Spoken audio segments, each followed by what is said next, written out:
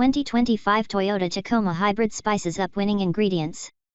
The 2024 Tacoma is a significant truck, not just for Toyota, but for the segment overall. It marks the debut of the first midsize hybrid pickup in the U.S. market, potentially signaling the end of having to choose between capability and fuel economy. Its introduction in May of 2023 received widespread positive reactions, but upon its launch in December, one major feature was notably absent: the hybrid drivetrain Toyota had previously touted nearly a year ago. Now, it's finally ready, and it will be at dealers within weeks.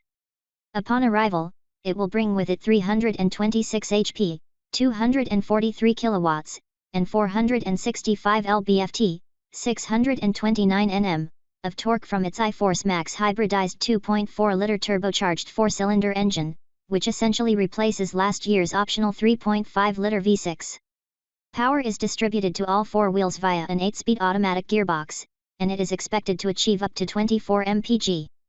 To see if it lives up to its claims, we traveled to San Diego, California for our first drive with the Tacoma.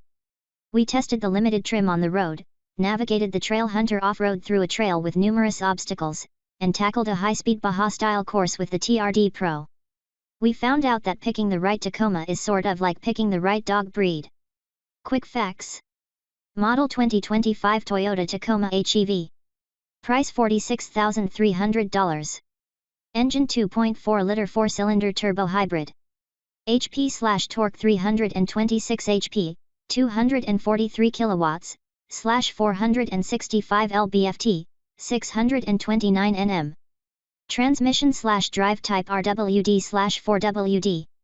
Fuel economy 24 mpg combined *. Available before summer. A cozy cabin.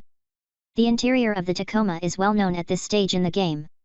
The non-hybrid version dropped several months ago and the iForce Max doesn't change much in the cabin. The dash, door cards, and center console all feature mostly squared-off design elements. It's a cohesive space that looks rugged and appropriate. Does some of it feel cheap? Yes. Will it stand up to the test of time? Likely better than a bunch of soft-touch materials would have. The front seats are either 6- or 8-way adjustable depending on trim. That made it easy to get comfortable, though we'd love to see even more settings to dial in upper seat comfort, thigh bolstering, and more. A 12.3-inch digital gauge cluster is standard on every Taco that comes with the hybrid engine, and it's paired with either an 8 or 14-inch infotainment system depending on the trim in question. Toyota also includes a complete set of buttons, knobs, and switches, which is a big win. There's no need to dig deep into a touchscreen to accomplish simple tasks, and that's the way it should be. Android Auto and Apple CarPlay are both standard, but the native UX is good enough that many will skip integrating their device altogether. The TRD Sport and TRD Off-Road each come with the smaller screen and 6 speakers, while the Limited, Trailhunter, and TRD Pro get the 14-inch screen and 10 speakers. That includes the clever removable JBL Bluetooth speaker in the dashboard. In addition, we really like the practical touches littered throughout the cabin. The mall panels on the door cards and on the passenger side of the center tunnel are both functional and attractive. The shelf ahead of the front passenger seat is stylish and utilitarian, and the hidden compartment in the driver's side of the dash provides a space for rarely needed but perhaps vital supplies. The back seats are very tight. That's especially true with the thick isodynamic seats, but it's true even when they're not present. At 6'6", I absolutely could not fit in the back unless I laid across both seats and slouched so as to not hit my head. Toyota does offer extra storage under the seats, but that's a questionable trade-off. Pricing. Model base MSRP *. TRD Sport iForce Max $46,300. TRD Off-Road iForce Max $46,600. Limited iForce Max $55,800. Trailhunter iForce Max $62,900. TRD Pro iForce Max $63,900. Those who want to overland, off-road, or just go out to dinner or lunch with 3 other people really need to check it out before buying. I can absolutely see the lack of rear seat space being a deal breaker for some. Both the Chevrolet Colorado and Ford Ranger offer just a bit more room. Since this is a truck, let's take a moment to talk about the bed. It measures 60.3 x 53 for the short bed, while the long bed changes that equation to 73.5 x 53. It'll handle up to 1,610 pounds of payload, which is more than you'll get from the Colorado or the Frontier. Notably, those who want the longer bed and the hybrid engine can only get that combo in the Trailhunter trim, which starts at $63,400. On-road UPS and downs. From the driver's seat, the new 326 HP iForce Max engine in the Tacoma Limited we drove is clearly more powerful than its non-hybrid sibling that rocks the same 2.4-liter turbocharged inline-4 with 278 ponies. That's most obvious when already up to speed though. From a dead stop, the two trucks feel very similar. The non-hybrid actually feels more responsive, though. Throttle and braking inputs on the Tacoma HEV feel almost as if there's a delay between the request for more of either and the reaction from the truck itself. Accelerate hard for more than a few seconds and the pickup will build speed quite quickly, but when you let off it feels as though the powertrain needs an extra half second or so before it too relents. It's unclear if the delay is due to the hybrid engine or the transmission simply hanging onto the gear too long. Interestingly, the brakes have a similar delay on initial contact. The first few degrees of pedal travel offer very little, but then, it firms up fast. Bringing the truck to a stop smoothly feels as though it takes a more nuanced approach than in something like the GMC Canyon. For all of the excellent work Toyota did on the new Camry and its hybrid braking system, we're surprised the Tacoma isn't smoother now too. In terms of handling though, the Tacoma feels very good compared to its rivals. The suspension isn't jittery or wallowy either. Poor road conditions don't upset it and it's easy to pilot in busy parking lots and on narrow roads. Frankly, it offers far more truck than the vast majority of truck buyers will ever need, blending seamlessly with traffic in a way that exceeds the capabilities of most full-size trucks. It's even surprisingly quiet. However, the more off-road focused trims may not deliver the same sharpness or serenity on pavement. But then again, they're not designed to shine on the blacktop. Home off-road. During our drive, we had the chance to go off-road in the new Tacoma Trailhunter, an overlanding rig built as a turnkey adventure mobile. It comes standard with 3D multi-terrain monitor, MTM, tech along with several other notable upgrades including Old Man Emu shocks, steel rock rails, steel underbody protection, and more.